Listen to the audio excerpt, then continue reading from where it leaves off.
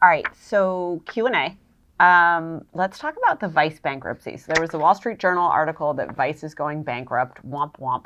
Small side note: when I joined Barstool, Vice was like the gold standard. Like I studied Vice upstairs, downstairs, sideways, like every which way possible, because I felt like it was a brand that grew out of Montreal. It had a cult following. It was the voice of a youth generation. It stood for something. They had a crazy founder.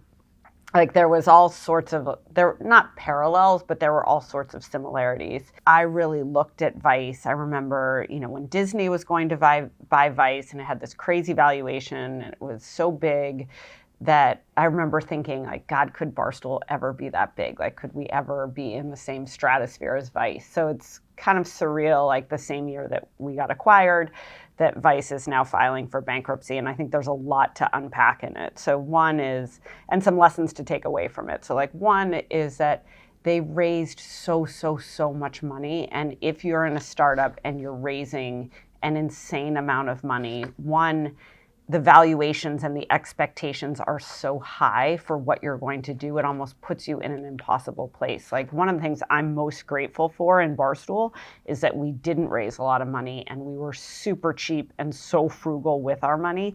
We have a bunch of people here who worked at Vice who were like, oh my God, it was like spend happy, spend crazy 24/7, big parties, fancy offices. They own a whole block in Brooklyn, fancy.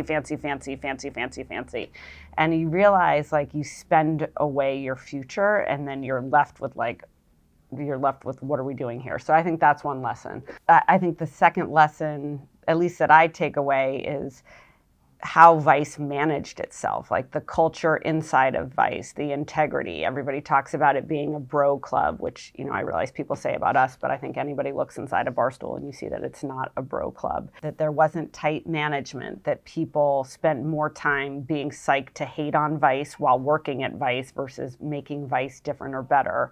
I think there was kind of a catastrophic decision, it sounded like, to take all the brands that they had blossomed and grown inside of the company and turn them into Vice brands. So they almost like killed the communities they were developing and the brands that they were incubating. They killed them to become Vice brands, which I think is really interesting this day and age, where it's hard for the master brand or the mega brand to be dominant over the community brands that grow up underneath the mega brand. If Barstool called Chiclets like Barstool Hockey versus Spit and Chiclets, like that would suck. Like you want Chiclets 1,000,000,000% of the time more than you want Barstool Hockey. So I think being sensitive to where the affinity is, what fans love, what they want, who they love, growing those personalities and not suffocating them with the mega brand or the master brand, I think is a really big cautionary tale. So I think that's the second piece. I remember meeting with Vice. We had thought for a hot minute that we wanted to be on Vice Sports, I think at the time. It was around the time ESPN dumped us, but we thought we wanted to be on Vice Sports.